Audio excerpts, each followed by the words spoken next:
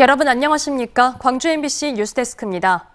광주시와 전라남도가 함께 공을 들였던 반도체 특화단지 유치에 실패했습니다. 그나마 광주시는 미래차 소부장 특화단지에 선정돼 아쉬움을 달랬습니다. 김영찬 기자입니다. 광주시와 전라남도는 반도체 특화단지를 유치하기 위해 안간힘을 쏘았습니다. 강기정 광주시장이 이것만 유치하면 다른 것은 다 안 돼도 괜찮다는 말을 할 정도였습니다. 저와 김영록 지사님이 다른 모든 것을 안 해도 좋다, 이런 마음을 가지고 추진하고 있는 사업입니다. 하지만 정부가 발표한 반도체 특화단지 선정 결과 광주시와 전라남도는 고배를 마셨습니다. 반도체 특화단지에는 경기도 용인시와 평택시 그리고 경상북도 구미시가 선정됐습니다. 반도체 2개, 2차 전지 4개, 디스플레이 1개 등 총 7개의 특화단지 지정안을 도출하였습니다. 이에 대해 광주시와 전라남도는 강한 유감을 드러냈습니다. 두 자치단체는 정부의 이번 결정이 지역균형 발전에 역행하는 것이라고 반발하며 광주 전남이 신청한 첨단 패키징 분야에서 선정된 지역은 없었던 만큼 반도체 특화단지 추가 지정을 촉구했습니다. 그나마 광주시는 소재, 부품, 장비 특화단지에 선정된 것으로 위안을 삼았습니다. 정부가 선정한 전국의 소부장 특화단지는 5곳. 이 가운데 광주는 앞으로 5년간 6천억 원을 투입해 자율주행 자동차의 핵심 부품 산업을 키울 수 있을 것으로 보입니다. 이번 특화단지 지정에 따라 광주시는 미래자동차 산업을 이끌어갈 주요 거점 도시로 자리매김할 수 있게 됐습니다. 정부 주도하에 자율주행 자동차의 센서와 통신 등 150개의 핵심 기술 집중 육성은 물론 인력 양성과 기반 시설 등을 지원받을 수 있습니다. 3조 원 생산 유발 효과와 1조 원에 달하는 부가가치 유발 효과는 물론 16,000개의 일자리가 새로 만들어질 것이라고 예견됩니다. 한편 광주시가 선정된 소부장 특화단지를 두고 지역 경제계는 환영의 입장을 밝혔습니다. 정부의 특화단지 선정 결과를 두고 아쉬움과 기쁨이 교차했습니다. MBC 뉴스 김영창입니다. 만들어내겠다. 역사 정의 시민모금 운동이 지난달 시작된 이후 20여일 만에 3억 원을 돌파했습니다. 각계각층의 모금이 이어지고 있는 가운데 부산 시민들도 동참했습니다. 여기에 일본 양심 세력들도 제3자 변제안 철회를 요구하는 등 정부 정책에 대한 비판의 목소리가 높아지고 있습니다. 천홍희 기자가 보도합니다. 순금으로 만들어진 평화훈장과 함께 감사패와 성금 100만 원이 일제강제동원 시민 모임에 전달됩니다. 부산 지역 시민들이 양금덕 할머니를 위해 십시일반 모은 돈을 전달하고 있는 겁니다. 부산 지역 시민단체는 지난해 12월 양금덕 할머니의 국가인권상 수상이 좌절된 것을 굴욕 외교로 규정하고 지난 2월 모금을 시작했습니다. 부산 시민 만여 명의 서명과 900만 원의 성금을 모았고 이번 역사 정의 시민 모금에 힘을 보탰습니다. 부산 시민들은 지난 3일 대회에서 양금덕 할머니와 끝까지 함께 하겠다고 다짐한 바 있기에 그 약속을 반드시 지킬 것입니다.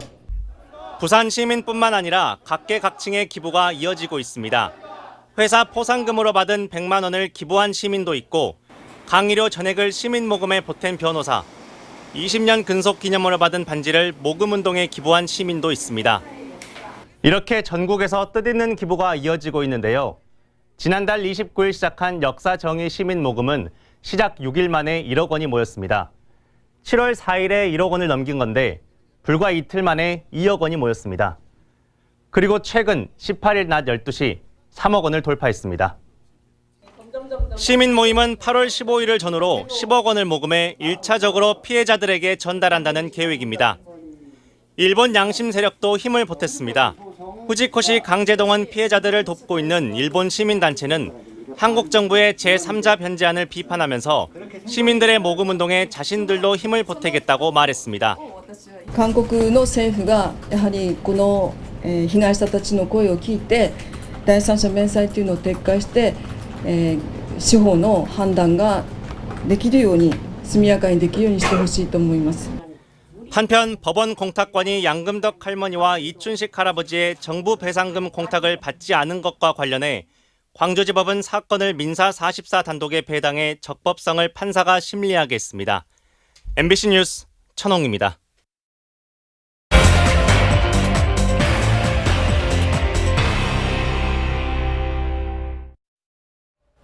한겨울에 제대로 굳지 않은 콘크리트로 공사를 하다 결국 붕괴로 이어진 화정동 아이파크 참사를 보면 제대로 된 콘크리트 타설이 얼마나 중요한지 알 수 있습니다.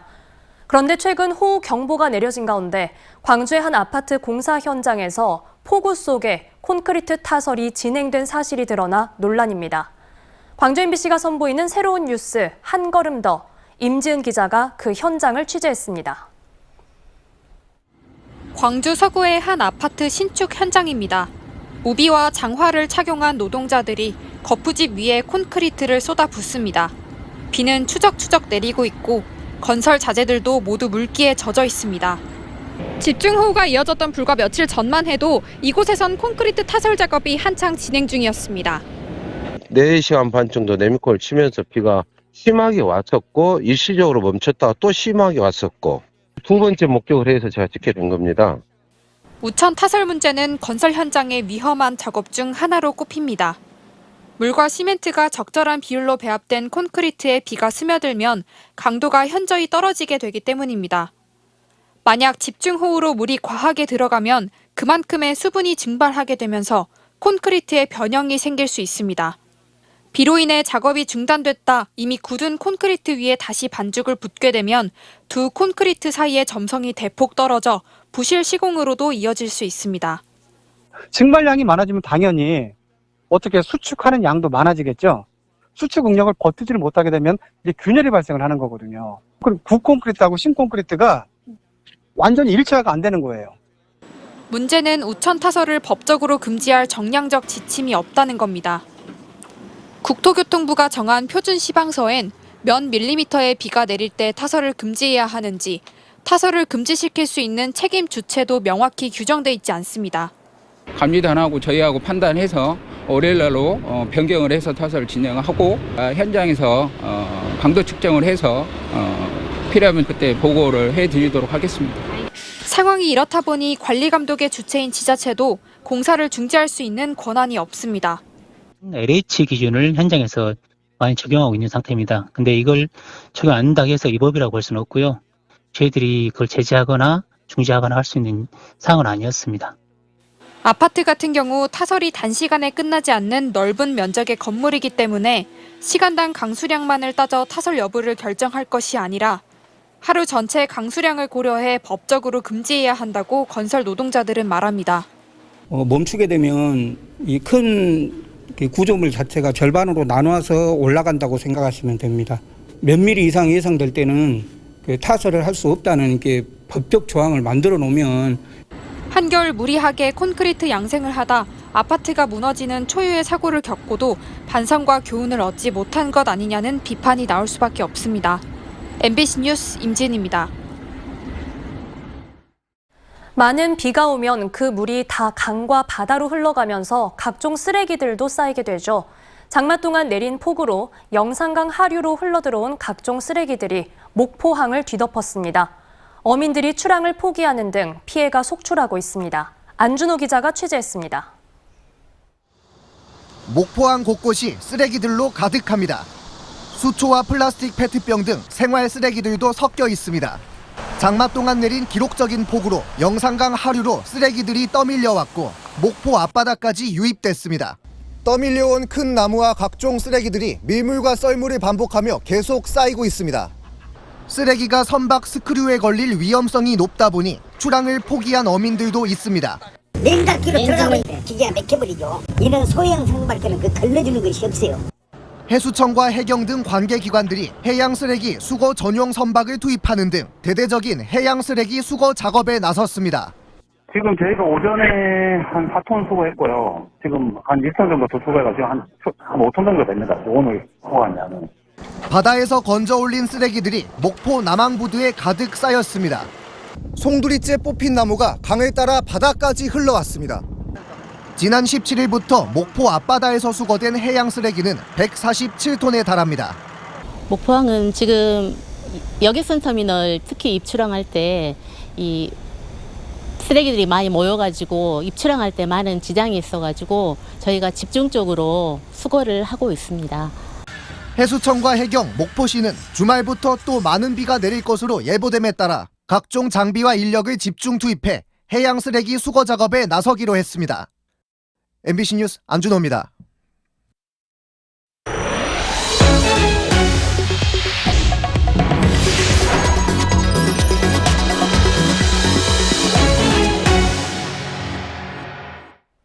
부상 선수 복귀와 용병 투수 교체로 전반기 막판 상승세를 탄 기아 타이거즈가 내일부터 후반기 시즌에 들어갑니다. 완전체 전력이 갖춰진 만큼 후반기에는 투타의 조화를 앞세워 준 플레이오프를 거치지 않는 가을 야구를 하겠다고 다짐하고 있습니다. 한신구 기자의 보도입니다. 주축 선수들의 부상과 용병 선발 투수들의 부진 속에서 험난했던 전반기를 보낸 기아 타이거즈. 36승 1무 39패. 팀 내 최고참 최용우와 이우성 등 백업 선수들의 선전으로 근근히 버티면서 6위로 반환점을 동기하는 전반기 막판 나성범과 김도영 등 부상 선수들이 복귀하고 포수 김태군의 영입으로 안방 약점을 메우면서 완전체 전력으로 준 플레이오프를 거치지 않는 가을 야구를 다짐하고 있습니다.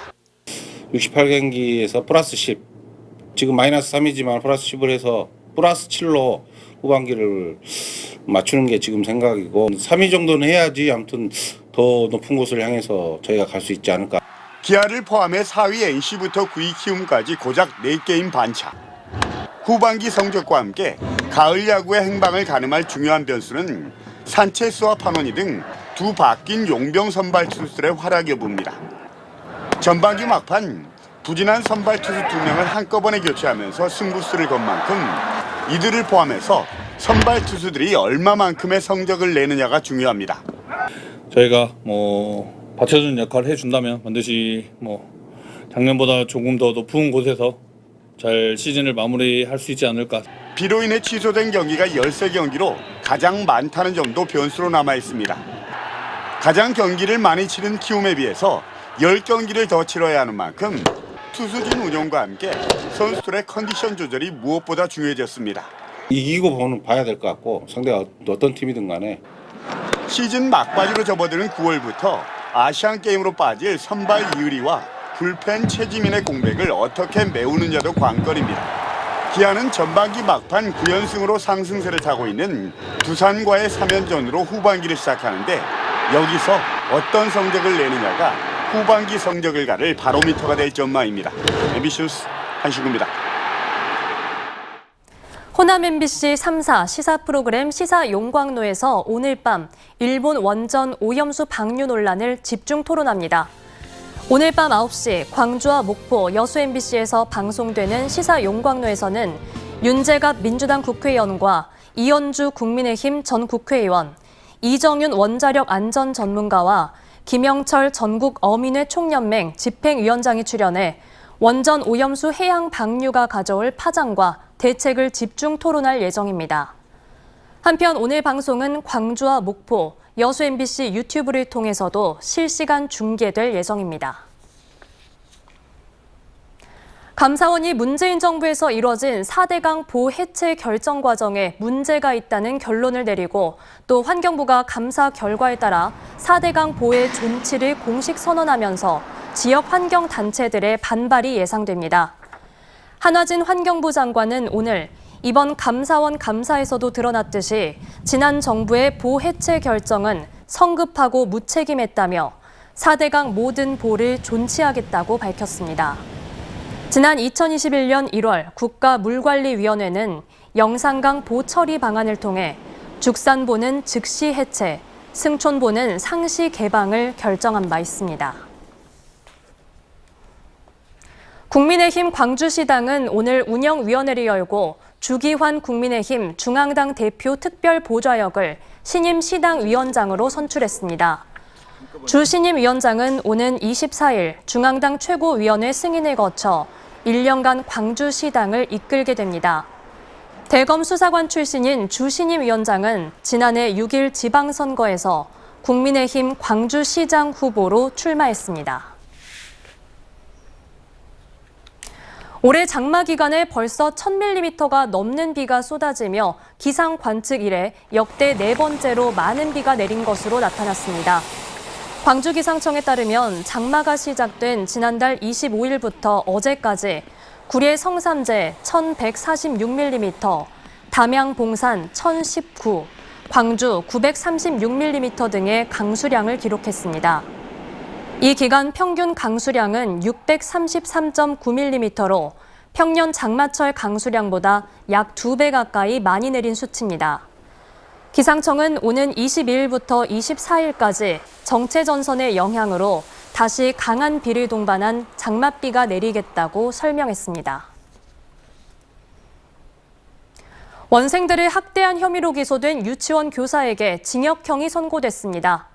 광주지법 형사 13부 정영하 부장판사는 지난해 광주 광산구의 한 유치원 교사로 근무하면서 3, 4살 아동 5명에게 잔반을 억지로 먹이는 등 신체적, 정서적 학대를 한 혐의로 기소된 40대 유치원 교사에게 징역 6개월에 집행유예 1년을 선고했습니다. 재판부는 훈육을 빙자해 폭력을 동반한 학대를 해 죄질이 좋지 않지만 피해자 측과 합의한 점 등을 고려해 집행유예를 선고했다고 양형 이유를 설명했습니다. 광주 동구 문화관광재단이 공식 출범했습니다. 광주 5개 자치구 중 처음으로 자체 문화관광 전담기관을 설립한 것으로 동구를 체류형 문화관광 도시로 만드는 데 중추 역할을 맡게 됩니다. 재단은 올해 지역 관광 추진기구를 구성해 문화관광 통합 마케팅 등을 추진하고 충장축제를 글로벌 축제로 성장시키는 등 동구만의 대표 브랜드 관광 상품을 개발할 계획입니다. 광주 전남의 신혼부부가 4년 전에 비해 20% 이상 줄어든 것으로 나타났습니다. 호남지방통계청에 따르면 지난 2021년 11월 기준으로 광주의 신혼부부는 29,596쌍으로 4년 전에 37,534쌍보다 21.1% 감소했습니다. 같은 기간 전남의 신혼부부도 33,351쌍으로 21.7% 줄었습니다. 자녀가 있는 초혼 신혼부부 비중은 전남 63.3%, 광주 61.5%로 전국 평균 54.2%보다 높았지만 4년 전에 비해 6%포인트 이상 줄었습니다. 광주시가 지난 6월부터 이달 14일까지 전세 사기 피해 지원 신청 21건을 접수했다고 밝혔습니다. 이와 관련한 피해액은 약 20억 원으로 예상됩니다. 광주시는 이 중 5건을 국토교통부에 제출했고 보증금 지급으로 인한 취하 1건을 제외한 나머지 신청건을 조사하고 있습니다.